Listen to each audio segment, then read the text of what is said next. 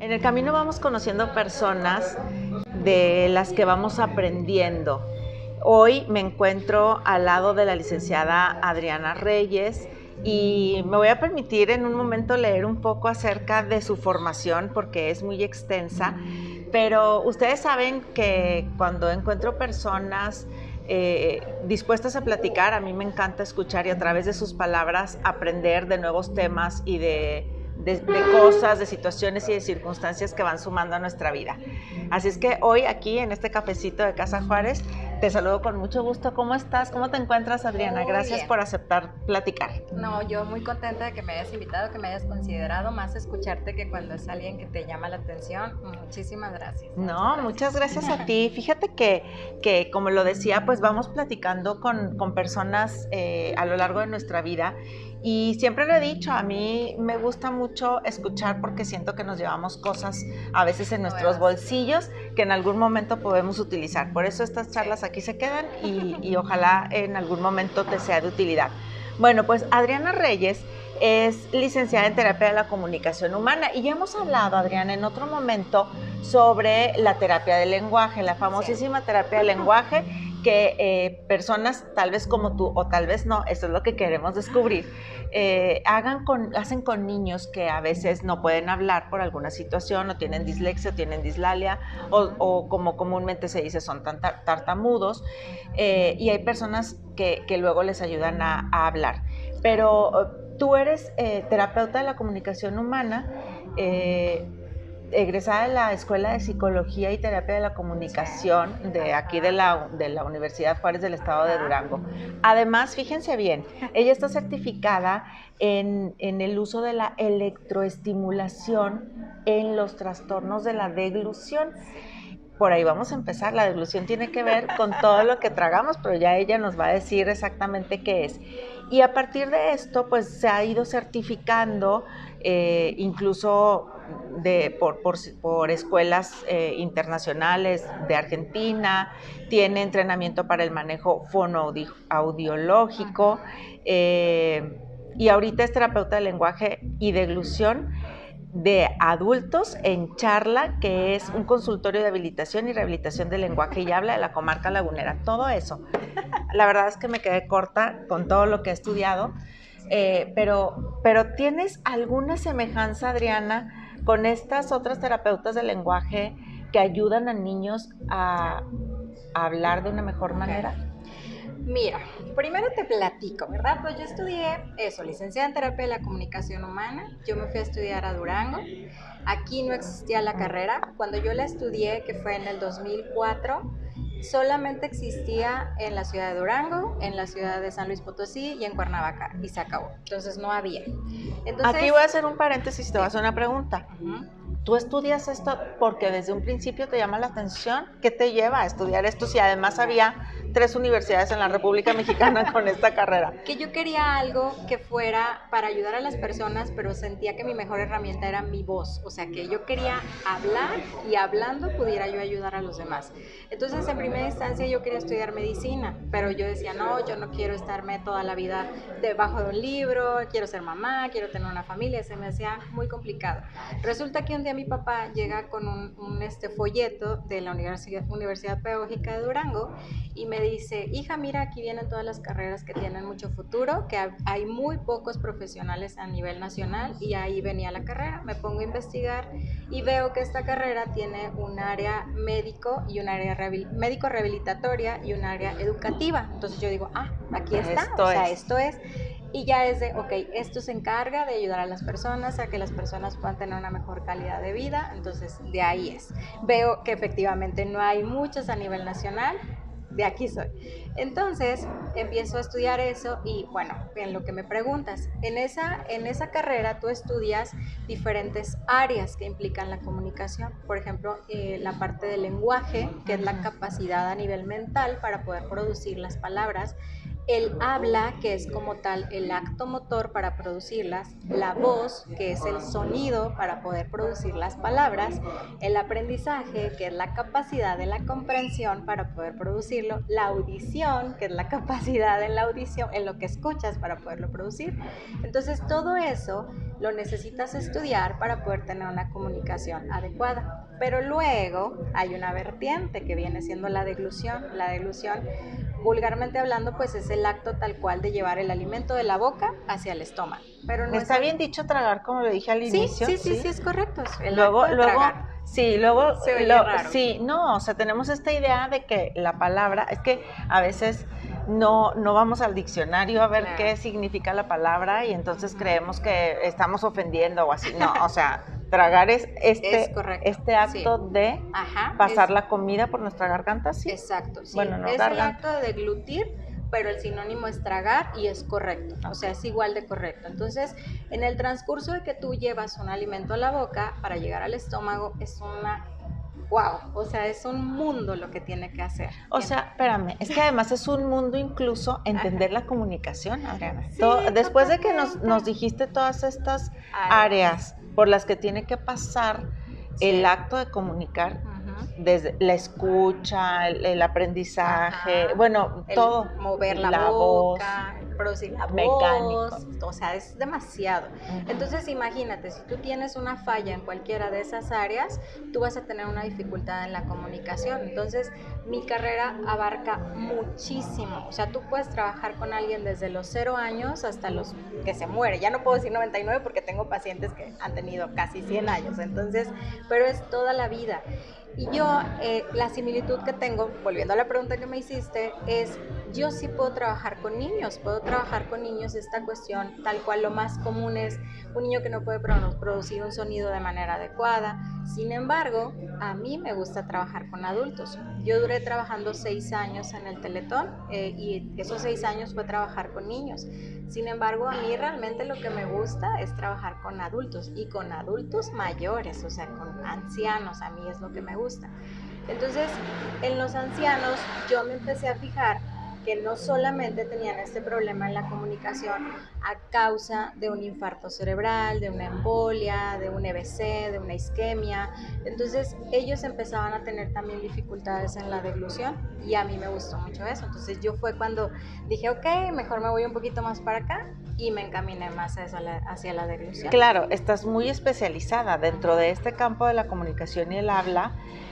Ya descubriste este acto que nos acabas de platicar y yo mientras te estaba escuchando estaba siendo consciente de algo que muy pocas veces hacemos como la respiración incluso, claro, que es tragar saliva. O sea, ya deja tú que lleves un alimento a tu boca para que pase al estómago. Saliva.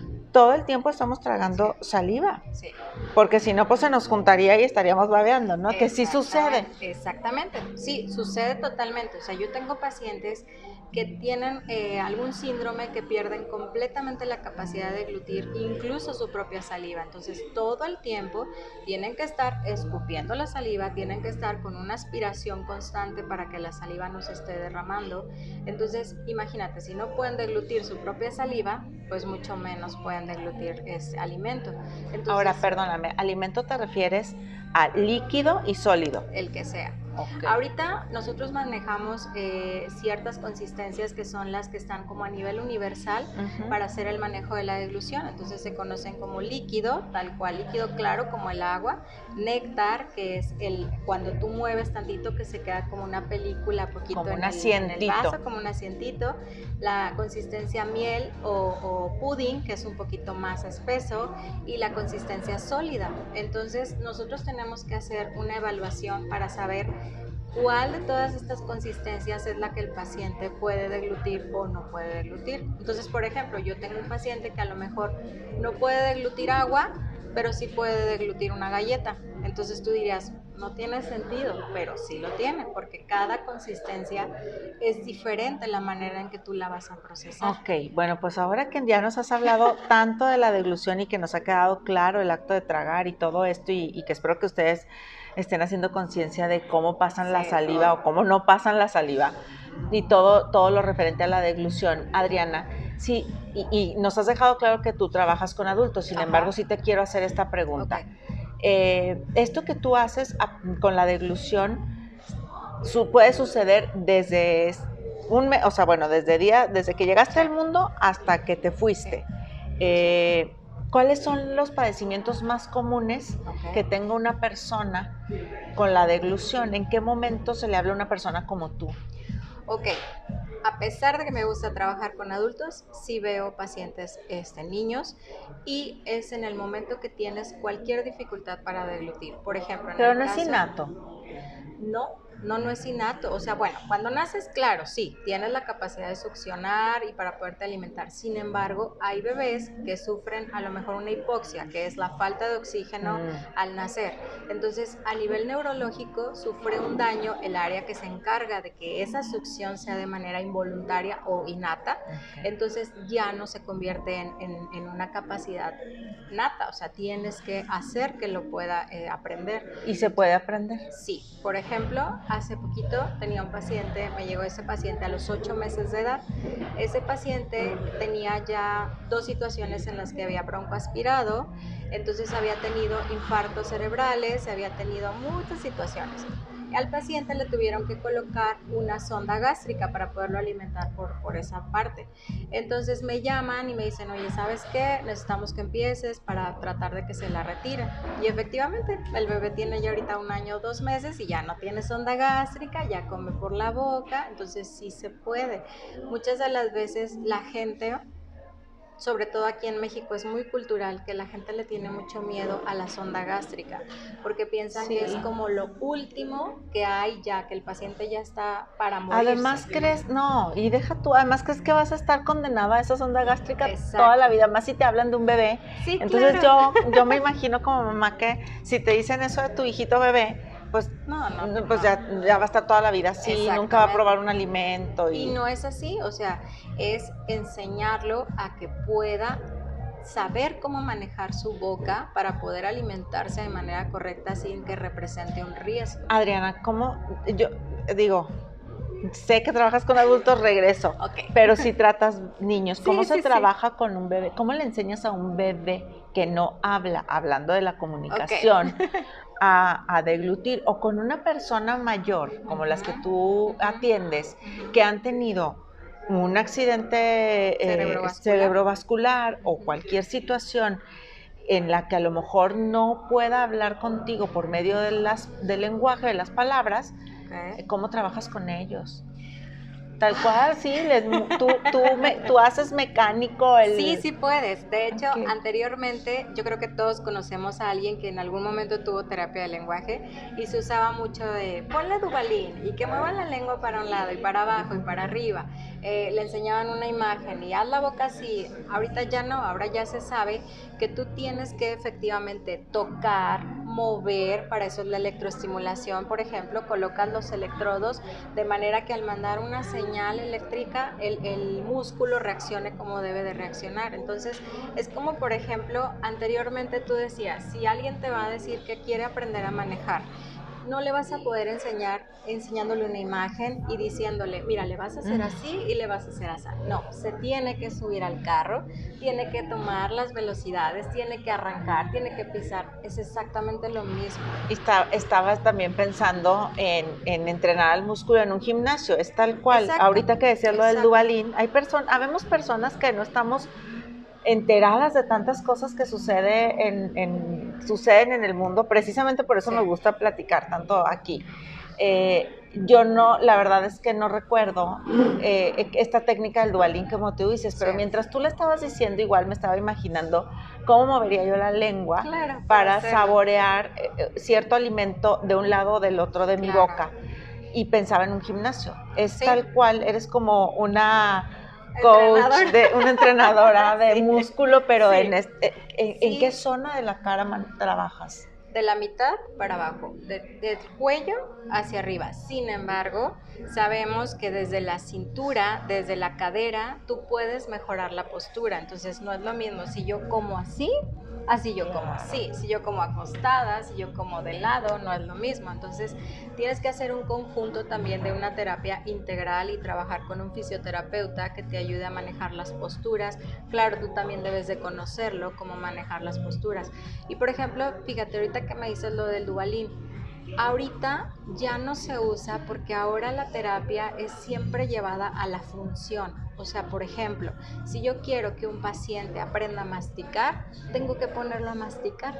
Si yo quiero que un paciente trague, tengo que ponerlo a tragar. Si yo quiero que un paciente hable, tengo que ponerlo a hablar. Entonces, siempre tiene que ser encaminado hacia la función.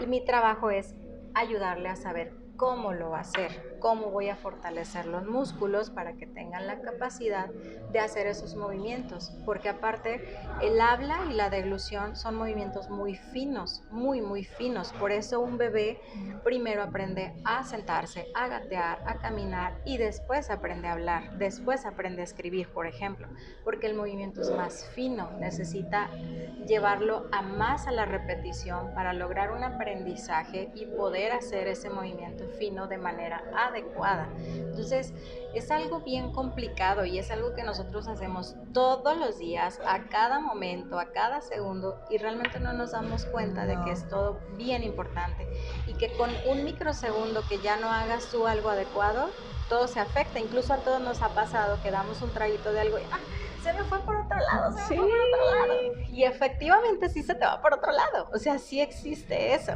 Pero ¿qué pasó? No es que tú tengas un problema, simplemente no estabas prestando atención, no tenías una adecuada postura, la consistencia no era la adecuada, diste el trago muy rápido, el volumen era muy grande. O sea, entonces tienes que verificar de todos los factores que estaban pasando cuál era el inapropiado para que no vuelva a suceder. Entonces, ok.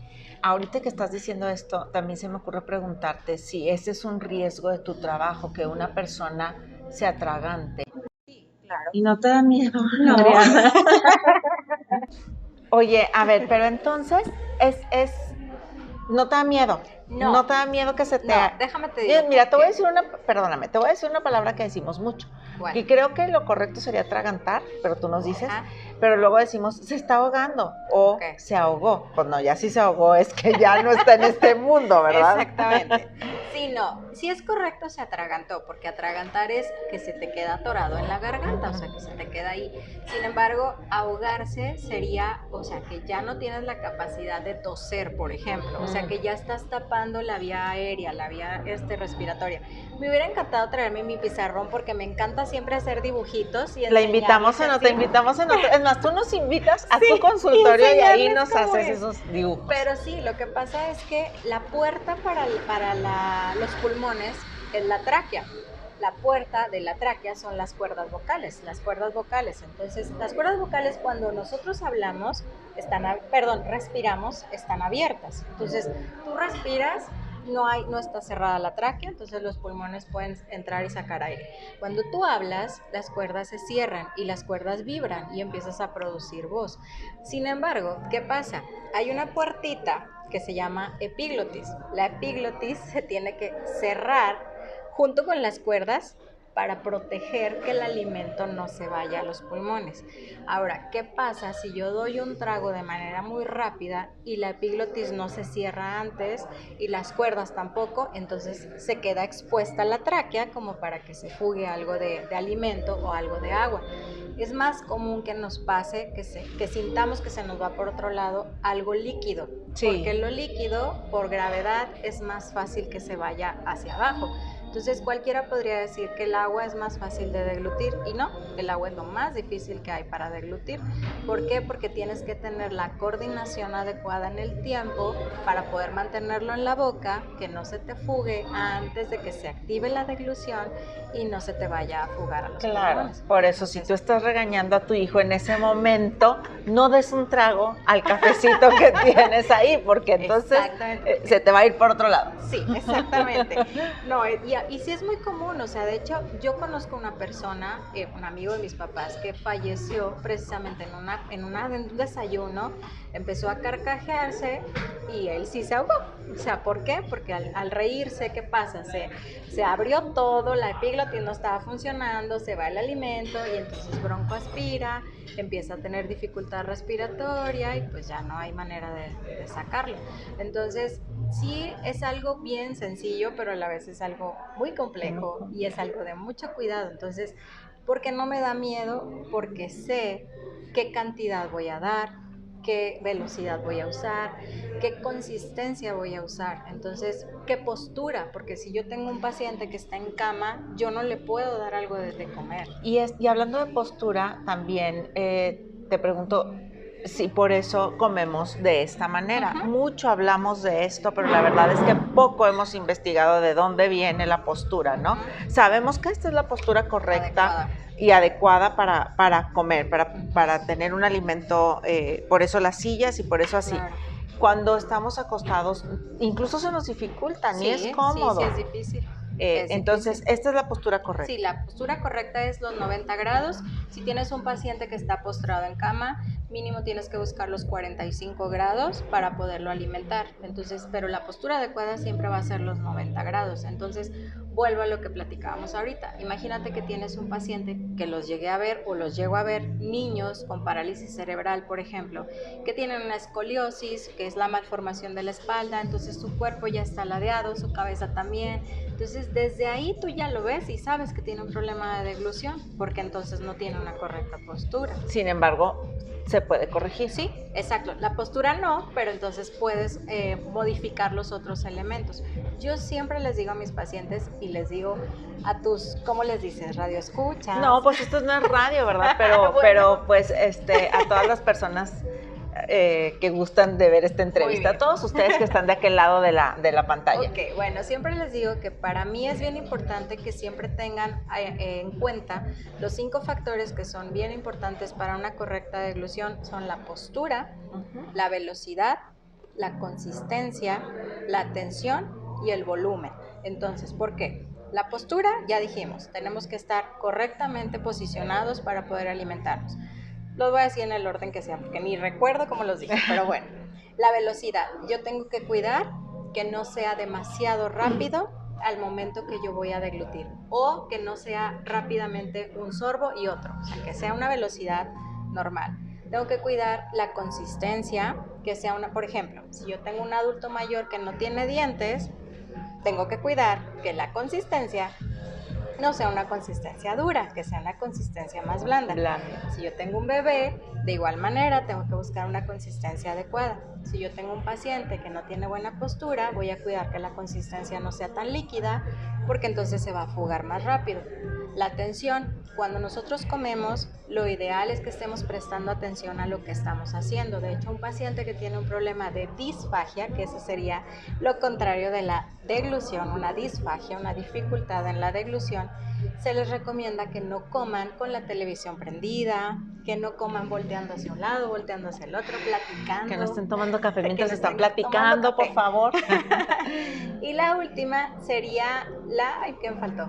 La atención, la postura, la velocidad, la consistencia y la tensión. ¿Cuál fue la que me faltó? La atención. Pues no, ya me urge porque me quedó muy claro la velocidad. A ver, la postura, la velocidad, ajá, la consistencia, el volumen, me faltó el volumen. El volumen, ¿qué es lo que me refiero con eso? El volumen no de todo lo que me voy a comer, sino de lo que me voy a meter a la boca. Entonces, por ejemplo, un paciente con disfagia, lo ideal es que utilice una cuchara de tamaño cafetera para que entonces lo lleves a que no sea un volumen muy grande, que sea un volumen más pequeño y que tenga la capacidad de poderlo deglutir, bueno, de poderlo maniobrar en su boca y poderlo deglutir de manera correcta. Entonces, para mí, siempre esos son los factores más importantes que tenemos que tomar en cuenta. Entonces, por ejemplo, si yo llego, a veces me llega un paciente y me dice, es que batallaba para tomar el agua, entonces, ¿qué hicimos? Ya no le dimos agua. Entonces decimos, a ver, vamos a revisar los 5 factores y vamos a ver qué fue lo que pasó, porque al final de cuentas raras veces va a ser la consistencia en sí, o sea, no va a ser no es que no tiene la capacidad de tomar agua, no, puedo disminuir el volumen y ya con eso el paciente puede tomar agua.